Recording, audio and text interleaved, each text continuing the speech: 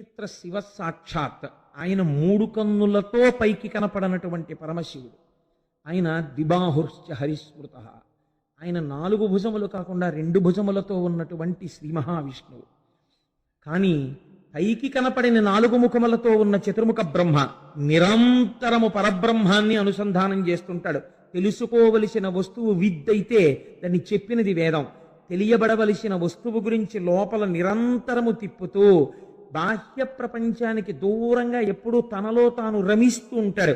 యోగరతో వా భోగరతో వా సంగరతో వా సంగవిహీన యస్య బ్రహ్మణి రమతే చిత్తం నందతి నందతి నందత్యేవ. అలా ఆనందపడిపోతూ ఉండేటటువంటి వాడెవరో ఆయన గురువు. ఆయన సాక్షాత్ పరబ్రహ్మ. అందుకే గురుర్ బ్రహ్మ, గురుర్ విష్ణు, గురుర్దేవో మహేశ్వర, గురు సాక్షాత్ పరబ్రహ్మ తస్మై శ్రీ గురవై నమః. ఆ గురువుకి ఏది చేత కాదు. ఆయన దీనికోసం ప్రత్యేకం ఏదో సిలబస్ నేర్చుకోక్కర్లేదు. ఎదుటివాడు మాట్లాడిన ఒక్క మాటకి అంతే. ఒక్క మాట గురువు మాట్లాడా అవతల వాడి జీవన పథమే మార్చగలడు. అంత లోకోన్నతుణ్ణి చేసేస్తాడు, అంత సర్వోత్కృష్టుణ్ణి చేస్తాడు. తాను ఇప్పటి వరకు ఏది ఉత్కృష్టత అనుకుంటున్నాడో దాని నుంచి తిప్పి అసలైనటువంటి పదం ఏదో, ఏ పదం వైపుకెళ్లాలో ఆ పదం వైపుకి గురువు తిప్పగలడు. అదృష్టమేమి జీవితంలో అటువంటి నారదుడితో వింధ్యపర్వతం మాట్లాడటం. ఎంత అహంకారం ఉన్నవాడైనా కావచ్చు, ఒక గురువు దొరకడమే జీవితంలో అదృష్టం. ఆ గురువుతో మాట్లాడటమే అదృష్టం. వాడి జీవితం మారిపోతుందంతే. చూడండి, అందుకే శంకరాచార్యులు వారి రుణం మనం తీర్చుకోలేమండి. శంకరులు అందుకే అంటారు, మనుష్యత్వం ముముక్షత్వం మహాపురుష సమాశ్రయ. మహాపురుషుడు ఒకడు జీవితంలో తటస్థపడడం, ఆయనతో మాట్లాడగలగడం, ఆయన ఒక ప్రశ్న వేసి జవాబు తెలుసుకోగలగడం, ఆయన పాదసేవనం చెయ్యగలగడం, ఆయన వెనక ఆయన వస్తువుని వహించగలగడం, ఇవన్నీ కూడా జీవితంలో నీకు దొరకాలంటే దొరికే అదృష్టములు కావు. కొన్ని కోట్ల జన్మల తర్వాత నీకు ఆ అదృష్టం లభిస్తోంది.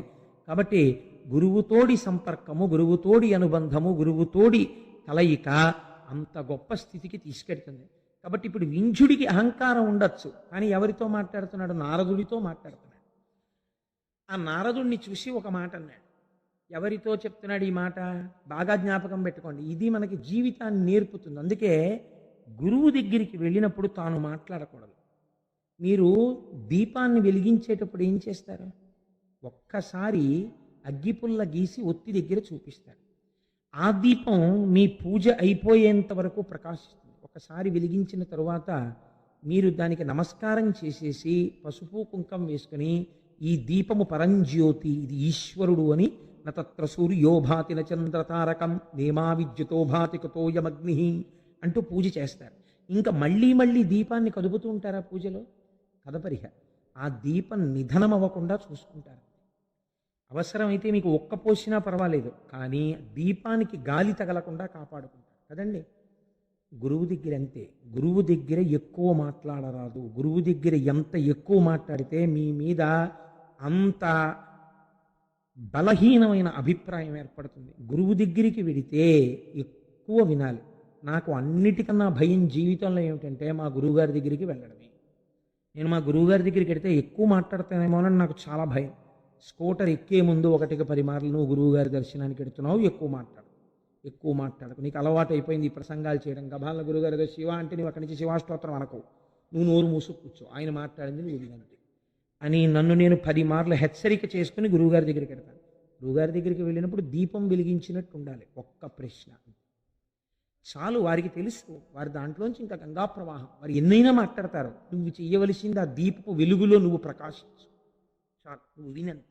నువ్వు వెర్రి ప్రశ్నలన్నీ మొదలెట్టకు, అక్కడ కూర్చో అంతే చాలు. వారు నిన్ను నడిపిస్తారు, వారు నిన్ను ఉద్దీపింపచేస్తారు. కనుక గురువు అంటే మరోలా అనుకోకండి, నేనేదో స్వోత్కర్ష కింద చెప్పుకున్నానని. అది నా యందు ఆ భావన నిలబడాలని మీకు విజ్ఞాపన. పెద్దలు కాబట్టి మీ అందరూ వీడికి అటువంటి భావన నిలబడుగాక అని ప్రార్థన చేస్తారని మీకు చెప్పాను.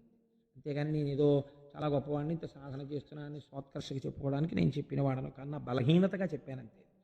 కాబట్టి నారదుణ్ణి చూసి వింధ్యపర్వతం తన అహంకారాన్ని బయటపెట్టింది. ఏమని చూశారా? ప్రపంచంలో అనేకమైన పర్వతాలు ఉన్నాయి, నా వంటి పర్వతం ఎక్కడుంటుంది? అనేకమైనటువంటి ధాతువులతో ఇంతెత్తున పెరిగి ఆకాశాన్ని చుంబిస్తూ అనేకమైనటువంటి శిఖరములతో అనేకమైన జంతువులకు ఆలవాలమై నా దగ్గర ఎన్నో పర్వతాలు పెరుగుతుండగా, ఎన్నో నదులు ప్రవహిస్తుండగా, ఎందరో కూర్చుని తపస్సులు చేసుకుంటుండగా, ఎన్నో గుహలు ఏర్పడి ఉండగా, పరమ పవిత్రమై ఇంతమందికి ఆవాసమై నేను అలరారుతున్నాను. నా అంత గొప్పవాడు మీరు చూసినంతలో ఇంకొకడెవరైనా కనపడ్డాడా అని. అంటే ఇప్పుడు అసలు నిజానికి వింధ్యుడు ఎవరికి నమస్కారం చేయాలి? చూడగానే నారదుడికి నమస్కారం చేయాలి. ఆయన కన్నా జ్ఞాని ఎవరున్నారు? ఆయనకి నమస్కరించడం కాదు, తన గొప్ప చెప్తాం. చెప్తే గురువు అంటే ఇది. ఎంత మర్యాదగా మాట్లాడాడో చూడండి. ఆయన అన్నాడు, ఓహో చాలా బాగుందో, చాలా గొప్ప మాట చెప్పావు, కానీ నేను నీకొక్క మాట చెప్పనా? అదే కదా నేను అడుగుతున్నది. నా అంత గొప్పవాడు ఉన్నాడా లోకంలో ఎక్కడైనా? చెప్పండి నాలాంటి పర్వతం ఉంటే అని. ఎడుగంగా మౌనివరుడల్లన నవ్వి ధరాధరేంద్ర నీకెనయ్యకు పర్వతంబు కలదే ఒకటి జగమందు ఎందునైనను వినుమా హిరణ్యకరి జ్ఞప్తికి వచ్చే నవగ్రహంబులా ఘనగిరికిన్ ప్రదక్షిణముగా నడుచున్ పలుమటలేటికి. చాలా గొప్ప ప్రశ్న. ముందే చీనోర్మయ్ ఏటా మాటలు, నేను గొప్పవాడిని అంటే ఏంటి, అలా మాట్లాడకూడదు అన్నారు అనుకోండి. అహంకారంతో ఉన్నాడు, ఎంతకైనా తెగిస్తాడు, చేయరాని దుశ్చేష్టితమును చేసి ఇంకా అధపతనానికి వెళ్ళిపోతాడు. కాబట్టి ఇప్పుడు అలా మాట్లాడకూడదు. ఎంత అందంగా మాట్లాడాడో చూడండి, నవ్వు నవ్వే. అని ఎడుగంగ మౌనివరుడల్లన నవ్వి, చక్కగా ఓ చిన్న నవ్వు నవ్వి, ధరాధరేంద్ర ఓ పర్వతమా నిజమేనోయ్ నీకనయ్యగు పర్వతంబు కలదే. అయ్య బాబోయ్ ఎట్లాంటి ప్రశ్న అడిగావు? నీతో సమానమైన పర్వతం ఏదైనా ఉందా అని ఆలోచించినా నేను. నీకన్నా గొప్పదాన్ని మాట పక్కన పెట్టబోయ్. నీతో సమానమైన పర్వతం ఎక్కడుంటుంది ప్రపంచంలో?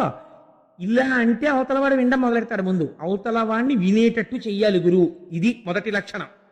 అంతేకాని అవతలవాడు వినకుండా విముఖుడయ్యేటట్టు చేశాడు అనుకోండి, అసలు వాడు వినడు, తనేం ఉద్ధరిస్తాడు? తను అవతలవాడు వినేటట్టు చెయ్యాలి. కాబట్టి అవతలవాడి యందు ఏ గుణము తాను ప్రస్తావన చేస్తే వింటాడో అది ప్రస్తావన చేసి వినేటట్టు చేశాడు. ఎవరుంటారయా నీతో సమానమైన వాడు? ఒకటి జగమందు ఎందునైనను. అబ్బెబ్బెబ్బే నీతో సమానమైన వాడు ఎక్కడున్నాడయా అన్నట్లో గుర్తొచ్చింది. వినుము ఆ హిరణ్యగరి జ్ఞప్తికి వచ్చే. అప్పుడే జ్ఞాపకం వచ్చినట్టు మాట్లాడుతున్నాడు. నాకు నువ్వు అలా అంటే గుర్తొచ్చింది, మేరు పర్వతం ఉందయ్యోయ్ గొప్పది. ఎందుకు గొప్పది? ఇప్పుడు నేనే అనుకుని సంతోషంగా ఉన్నాడు. ఆ జ్ఞప్తికి వచ్చే హేమపర్వతం ఒక్కటి కలిగే ఒక బంగారు పర్వతం ఒకటి ఉంది, అదే మేరు పర్వతం. ఏమిటండి దాని గొప్ప అన్నట్టుగా వింటున్నవాడు ఏం చేస్తాడు? ఎందుకండి అని అడగనివ్వడు గురువు. అన్నాడు, భృకుటి ముడి వేశాడంతే వింధ్యపర్వతం. వెయ్యగానే కారణం చెప్తున్నాడు. నీకు లేదని చెప్పడు, వాడికి ఉందని చెప్పాడు. ఏది చెప్పాడు? నీకన్నా ఐశ్వర్యం ఎక్కువ ఉంది, నీకన్నా ఎన్ఎస్సి సర్టిఫికెట్లు ఉన్నాయి, నీకన్నా ఫిక్స్డ్ డిపాజిట్లు ఉన్నాయని చెప్తే గురువు ఏమిటి? వాడికి ఏమున్నాయో తెలుసుకోవడానికి ఆ గురువు గారు. వాడికి ఎంత ఐశ్వర్యం ఉంటే వీడికి ఎందుకు? ఎన్నడూ తనతో సంబంధమున్న వారి ఐశ్వర్యమును గురించిన ఆలోచన గురువుకుండా రాదు. ఆయనకి ఎంత ఉన్నా ఆయన ఇంకా ఉన్నతిలోకి రావాలని ఆశీర్వచనం చెయ్యండి. అవతల వారి ఐశ్వర్యం గురించి నీకెందుకు? నువ్వు గురువు అయితే వాళ్ళ ఆధ్యాత్మిక ఉన్నతి గురించి ఆలోచించు. వాళ్ళని నువ్వు ఎంత బాగా వృద్ధిలోకి తీసుకొద్దామని ఆలోచించు. అంతవరకు ఐశ్వర్య సంబంధం నీకేమిటి మధ్యలో అసలు? కాబట్టి ఇప్పుడు ఆయన అన్నాడు, నీకన్నా ఎందులో గొప్పదో తెలుసా మేరు పర్వతం? నవగ్రహంబులా ఘనగిరికిన్ ప్రదక్షిణమిగా నడుచున్ పలు మాటలేటికిన్.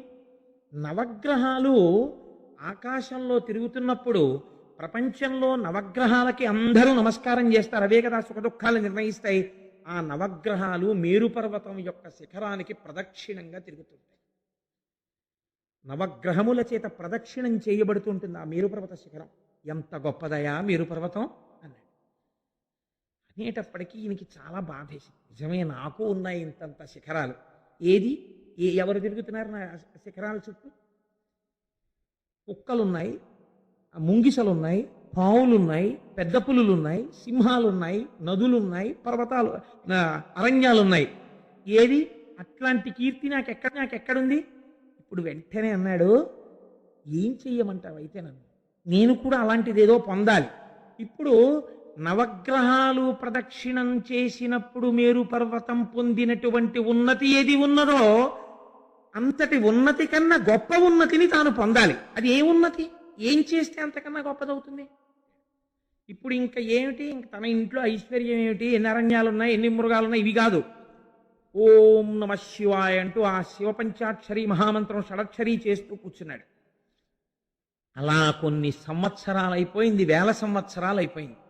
ఆయనలోంచి బయలుదేరిపోతోంది తపోధూమం. దేవతలు చూశారు, అమ్మ బాబోయ్ ఏమి వింజుడి తపస్సు, మహాదేవా అతని తపస్సు సామాన్యంగా లేదు, మీరు వెళ్ళి ప్రత్యక్షం అవ్వండి అన్నారు. శంకరుడు సాకారమును పొంది, అంతటా ఉన్నటువంటి నిర్గుణమైన పరబ్రహ్మము సాకారమును పొంది ఎదురుగుండా వచ్చి ప్రత్యక్షమయ్యాడు. చేతితో స్పృశించాడు, బహిర్ముఖుడయ్యాడు వింజుడు. నాయన ఎంత గొప్ప తపస్సు చేశావురా, ఏం కోరి ఇంత తపస్సు చేశావు చెప్పు, నీకేం కావాలో చెప్పి ఇచ్చేస్తానన్నాడు. ఇదొక చిత్రమైన సన్నివేశం. కొంతమందికి ఏం కావాలో తెలియదు, ఇంకా ఆ స్థితి పోలేదు. ఏముండిపోయింది?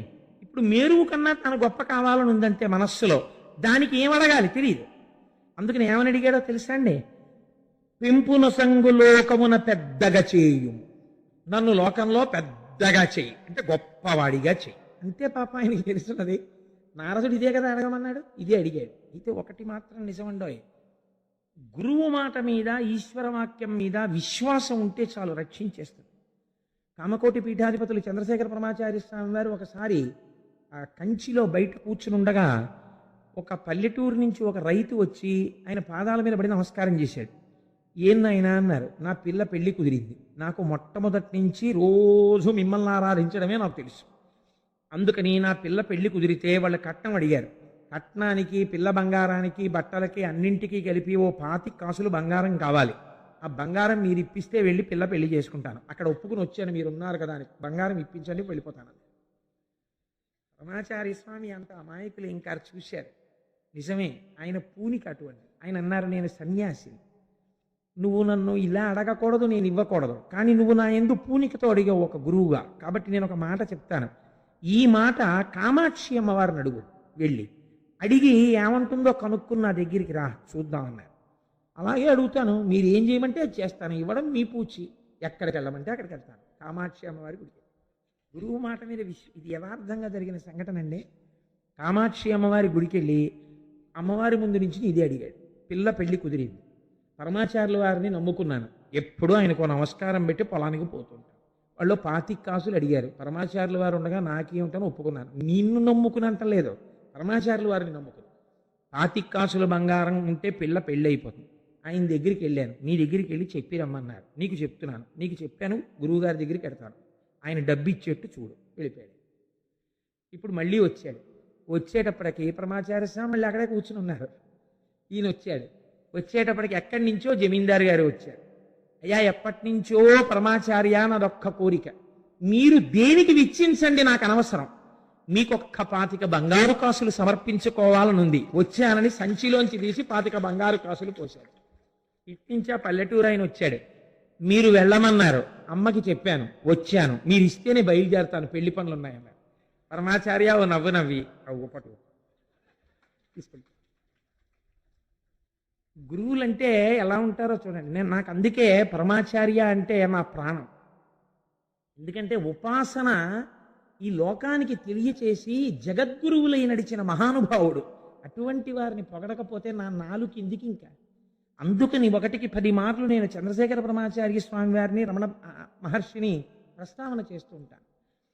కాబట్టి ఇప్పుడు వింధ్య పర్వతం మాటలు కూడా అలాగే ఉంటాయి. నారదుడు ఏం చెప్పాడు? నీకు కావలసిన కోరిక ఏమిటో ఆయనకి చెప్పవా, చాలా గొప్పవాడిని అంటే, ఏం గొప్ప నేనేం చెప్పను, ఆయన అడుగు, ఏం గొప్ప ఆయన ఇస్తాడన్నాడు. అందుకని ఇప్పుడు ఆయన ఏం చేశాడు? ఇది అడిగాడు, పెంపునొసంగు లోకమున పెద్దగా చేయుము దేవా అన్నతాన్ కంపిత చిత్తుడై శివుడు కర్జమిరింగి నగేంద్రుతోడ నీ వింపుగా కోరినట్లు వరమిచ్చితి, నీవిక లోక సౌఖ్యముల్ తెంపరివై అడంపకు మదించియునర్చిన బాయునున్నతులు. నువ్వింకా అహంకారంతో ప్రవర్తించు, నువ్వెప్పుడు కూడా నా అంతటి వాణ్ణి నేను అని అనకు. నీకు ఏమి చెయ్యాలో నాకు అర్థమైంది, నీకే ఉపకారం చెయ్యాలో నాకు అర్థమైంది. నీకు మనస్సులో ఏమిటి గొప్పతనం అంటే శివుడి భావన. నవగ్రహాలు మేరు పర్వత శిఖరానికి ప్రదక్షిణం చేస్తున్నాయి. అందుకు కదా నీకన్నా గొప్పవాడని చెప్పాడు నారదుడు.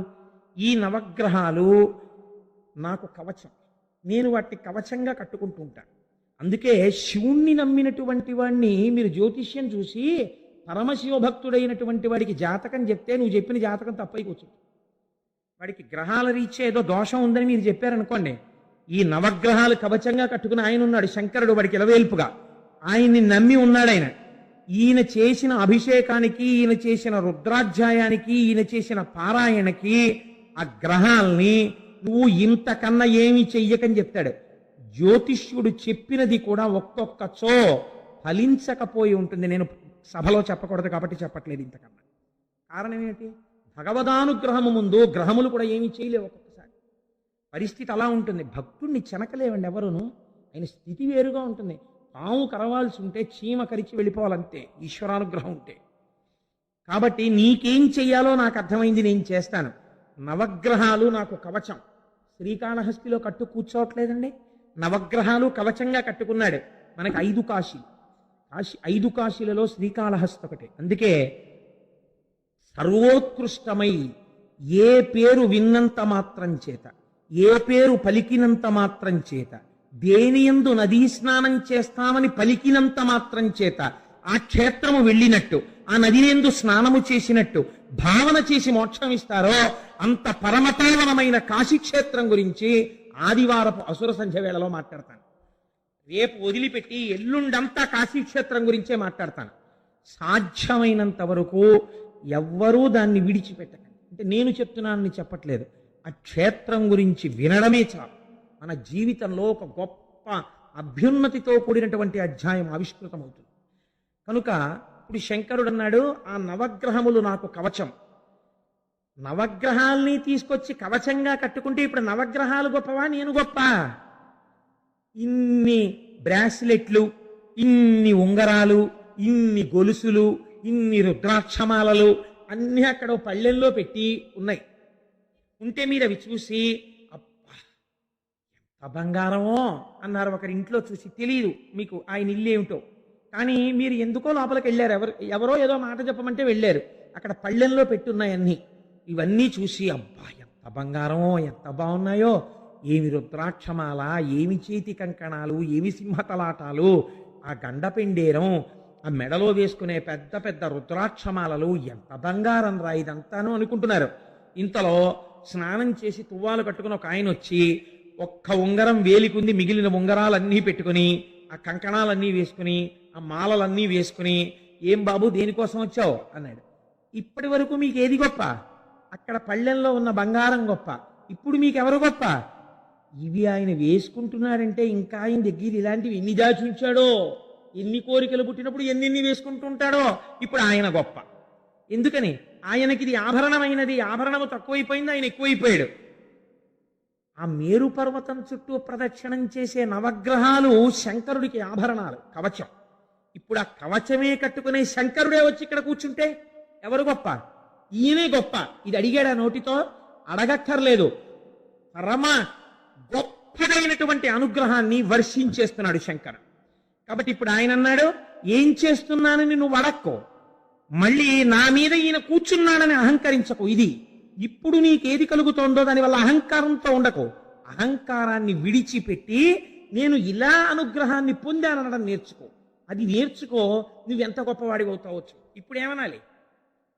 నేను మేరువు కన్నా గొప్పవాడిని మళ్ళీ అహంకరించకూడదు. ఈశ్వరానుగ్రహం కలిగితే నన్ను ఎంతటి వాణ్ణి చేశాడో నా స్వామి చూడండి అనాలి. ఎంత గొప్ప మాట చూడండి. నారదుడు చెప్పిన విషయాన్ని దృష్టిలో పెట్టుకుని అహంకారాన్ని మారుస్తున్నాడు, అభ్యున్నతిని ఇస్తున్నాడు. ఏకకాలమునందు రెండింటినీ కటాక్షిస్తున్నాడు పరమాత్మ. ఇది లేకుండా కేవలం శంకరుడు వచ్చి కూర్చున్నాడు అనుకోండి, రావణాసురుడు అహంకారం అయి కూర్చుంటాడు. అలా కాకూడదు. కైలాసాన్ని గర్వించేవాడు లేనిపోలను అల్లరైపోతుంది. కాబట్టి ఈ మాట చెప్పాడు. తప్పకుండా మహాప్రభు మీ అనుగ్రహంగా భావిస్తాను తప్ప నా అహంకారం అనుకోను. ఏం చెయ్యబోతున్నారు? కుతూహలం అంతే. ఆ వింధ్యగిరి శిఖరముల మీద పరమాత్మ ఒకతను ఓంకారేశ్వరుండొకతను అమలేశుడనగా ఒప్పలురుచు తా సకలము కలుగునుచుండును అకలంకుడు శంకరుండు ఆది విభుడొగిన్. అన్ని చోట్ల ఒక్క స్వయంభూలింగంగా వస్తే వింధ్యపర్వత శిఖరాల మీద 2 శివలింగాలుగా వచ్చాడు స్వయంభూలింగాలుగా. ఒకటి ఓంకారలింగం, ఒకటి అమలేశలింగం. అందుకే మనం చెప్తే ఓంకారమమలేశ్వరం అంటాం. ఇది ఆ వెలియడం కూడా మహానుభావుడు మాంధాతృపురము అని పిలువబడేటటువంటి ప్రదేశమునందు వెలిశాడు. ఓంకారం అంటే ప్రణవము, ప్రణవము మోక్షదాయకం. కాబట్టి అక్కడ ఏం దొరుకుతుంది? మోక్షము దొరుకుతుంది. అక్కడికి వెళ్ళి చూస్తే ఇప్పుడు వింధ్యగిరి మీదకి వెళ్ళి దర్శనం చేసిన వాడికి ఏమొస్తుంది? మోక్షమే వస్తుంది. పక్కనే ఉంది అమలేశుడు ఉన్నాడు. అమలేశుడు అంటే ఎవరు? ఆ పేరేమిటి అలా ఉంది చిత్రంగా? అమలేశుడు అంటే మనం శ్రీశైల ప్రపత్తిలో చదువుతుంటాం.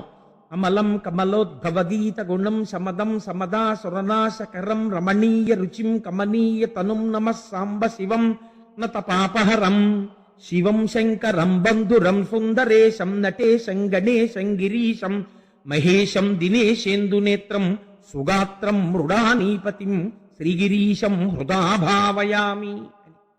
సాంబ సదాశివుడు, స అంబ అమ్మతో కూడుకున్నటువంటి సదాశివుడిగా సాకార రూపుడై స్వామి అమలేశుడిగా వెలిశాడు. అమలేశుడు అంటే మలము లేనివాడు, ఏ మలము లేనివాడు.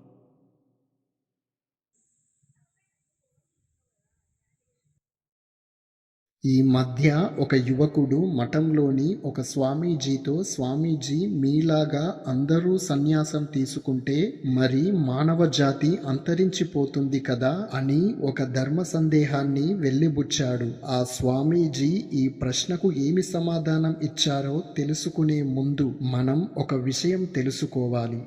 మనం ఈరోజు ఎన్నో సృష్టి రహస్యాలను కనుగొన్నాం. ఎన్నింటికో చక్కటి నిర్వచనాలను ఇచ్చాం. మనకు తోచిన విధంగా భగవంతుడికి కూడా కొన్ని నిర్వచనాలు ఇచ్చాం.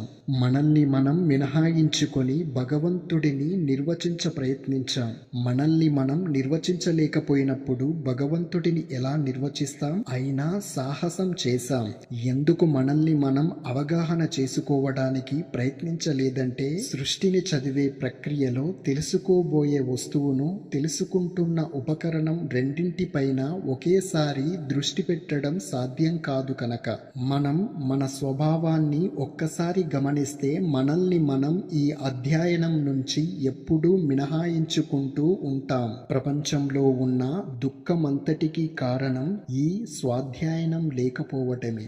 మనిషి తన దేహధారిత వర్తమాన ఉనికియే నిజమైన ఉనికి అని భ్రమిస్తూ ఆ భ్రమలోనే సదా జీవిస్తూ జంతువుల నుంచి తనను తాను వేరు చేసే పార్శ్వాలను కనుగొనటానికి ప్రయత్నించకపోవటమే. అంటే మనిషి తన దేహధారిత వర్తమాన ఉనికియే నిజమైన ఉనికి అని భ్రమిస్తూ ఆ భావనలోనే సదా జీవిస్తూ జంతువు నుంచి తనను వేరు చేసే పార్శ్వాలను కనుగొనడానికి ప్రయత్నించకపోవటమే. ఆ పార్శ్వాలను తాను గుర్తించినట్లయితే తన ఉనికి ఒక ద్విపద జంతువుతో సమానమే అని మనిషి గ్రహించలేడు. మనకి మనం అర్థం కాకుండా మనకు ప్రపంచం ఎప్పుడూ పూర్తిగా అవగతమవదు. మనం ప్రపంచాన్ని చాలా అర్థం చేసుకున్నాం అనుకుంటున్నాం. అది కేవలం అపోహ మాత్రమే. ఒక అణువు రహస్యం కూడా మనం ఇంతవరకు పూర్తిగా ఆవిష్కరింపజేసుకోలేకపోయాం. ఈ లెక్కన మనం ఇంకా కొన్ని కోట్ల సంవత్సరాలు గడిచినా భగవంతుడి సృష్టిలో 1% అంశాన్ని కూడా పూర్తిగా అధ్యయనం చెయ్యలేం. మనం సాధించిన సాంకేతిక అభివృద్ధి మన కండ్లకు మిరుమిట్లు గొలుపుతున్నది. అది మనల్ని ఒక మత్తులోకి తీసుకెళ్తున్నది. మనం సాధించిన సాంకేతిక అభివృద్ధి మనకు మిరుమిట్లు గొలుపుతున్నది. అది మనల్ని ఒక మత్తులోకి తీసుకెళ్లిపోతున్నది. ఈ మత్తులో మనం ఇంకా అభివృద్ధిని వస్తు సృష్టిలోనే వెతుకుతున్నాం. కానీ ఆ సృష్టిని అధ్యయనం చేస్తున్న మనిషి మీద దృష్టి పెట్టలేకపోతున్నాం. మన మీద మనం దృష్టి పెట్టి స్వాధ్యాయనానికి శ్రీకారం చుట్టాలంటే ఈ సాంకేతిక అభివృద్ధి మత్తు మనకు కొంచెం వదలాలి. మనసు పోకడలను గమనిస్తూ పూర్తిగా విశ్లేషించాలి. విశ్లేషిస్తూ మనిషి తనని తాను పూర్తి స్థాయిలో ఆవిష్కరింపజేసుకోవాలంటే ఆ దిశగా పూర్తి దృష్టిని, శక్తిని ప్రసరింపజేయాలి. అలా మనిషి తన మీద పూర్తి దృష్టిని పెట్టి తన విజయ రహస్యాన్ని తెలుసుకుంటే మానవుడే మాధవుడు అవుతాడు. సృష్టికర్త ఈ రహస్యాన్ని అందరూ అంత తొందరగా గ్రహించకూడదని, అలా గ్రహిస్తే సృష్టిని అనంతకాలం కొనసాగించలేమని మనిషికి నిరంతరం బాహ్య దృష్టిని ఇచ్చాడు. దానికి తోడు తామర తంపరగా కోరికలను కలగజేసి సదా మనిషిని ఆ ప్రయత్నంలో వినియోగింపజేసి స్వకీయ అధ్యయనానికి ఎప్పుడూ ఉపక్రమించకుండా ఉండేటట్లు చేశాడు. సదా మనిషిని ఆ ప్రయత్నంలో వినియోగింపజేసి స్వకీయ అధ్యయనానికి ఎప్పుడూ ఉపక్రమించకుండా ఉండేటట్లు చేశాడు. ఈ పరిస్థితిని వేదాంత పరిభాషలో మాయా అని అంటారు. లోకంలోని అన్ని జీవులకు ప్రత్యుత్పత్తి ఒక ప్రగాఢ వాంఛగా సృష్టికర్త ప్రసాదించాడు. ఇది ఎంత తీవ్రమైన వాంఛ అంటే జీవికి ఈ వాంఛ సహజమని మనం అనుకుంటాం. శాస్త్రజ్ఞులు దీనిని జీవ విధి అని పేరు పెట్టారు. మిగతా జీవులలాగా మనకు కూడా ఇది ఒక తప్పనిసరి అవసరం అని మనం భావించడమే తప్పు. ఒక జీవిగా తన ప్రతిరూపాల ద్వారా తన ఉనికిని కొనసాగించడానికి లేదా ఈ జీవిని దాటి దైవత్వాన్ని సంప్రాప్తింపజేసుకోవటానికి మానవుడి స్థాయి నుంచే జీవికి నిర్ణయాధికారం ఉంటుంది. ఈ అధ్యయనం నుంచి ఎప్పుడూ మినహాయించుకుంటూ ఉంటాం. ప్రపంచంలో ఉన్న దుఃఖమంతటికీ కారణం ఈ స్వాధ్యాయనం లేకపోవటమే. మనిషి తన దేహధారిత వర్తమాన ఉనికియే నిజమైన ఉనికి అని భ్రమిస్తూ ఆ భ్రమలోనే సదా జీవిస్తూ జంతువుల నుంచి తనను తాను వేరు చేసే పార్శ్వాలను కనుగొనటానికి ప్రయత్నించకపోవటమే. అంటే మనిషి తన దేహధారిత వర్తమాన ఉనికియే నిజమైన ఉనికి అని భ్రమిస్తూ ఆ భావనలోనే సదా జీవిస్తూ జంతువు నుంచి తనను వేరు చేసే పార్శ్వాలను కనుగొనడానికి ప్రయత్నించకపోవటమే. ఆ పార్శ్వాలను తాను గుర్తించినట్లయితే తన ఉనికి ఒక ద్విపద జంతువుతో సమానమే అని మనిషి గ్రహించలేడు. మనకి మనం అర్థం కాకుండా మనకు ప్రపంచం ఎప్పుడూ పూర్తిగా అవగతమవదు. మనం ప్రపంచాన్ని చాలా అర్థం చేసుకున్నాం అనుకుంటున్నాం. అది కేవలం అపోహ మాత్రమే.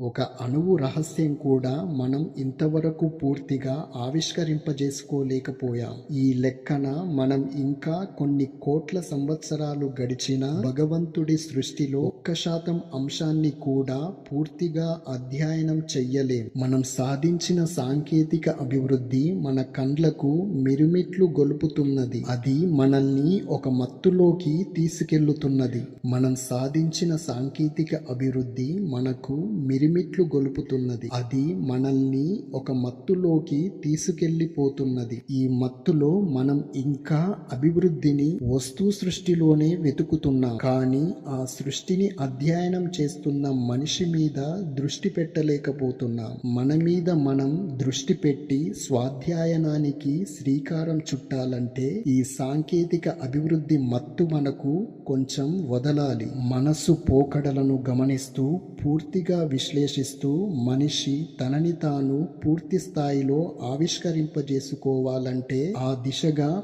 పూర్తి దృష్టిని, శక్తిని ప్రసరింపజేయాలి. అలా మనిషి తన మీద పూర్తి దృష్టిని పెట్టి తన విజయ రహస్యాన్ని తెలుసుకుంటే మానవుడే మాధవుడు అవుతాడు. సృష్టికర్త ఈ రహస్యాన్ని అందరూ అంత తొందరగా గ్రహించకూడదని, అలా గ్రహిస్తే సృష్టిని అనంతకాలం కొనసాగించలేమని మనిషికి నిరంతరం బాహ్య దృష్టిని ఇచ్చాడు.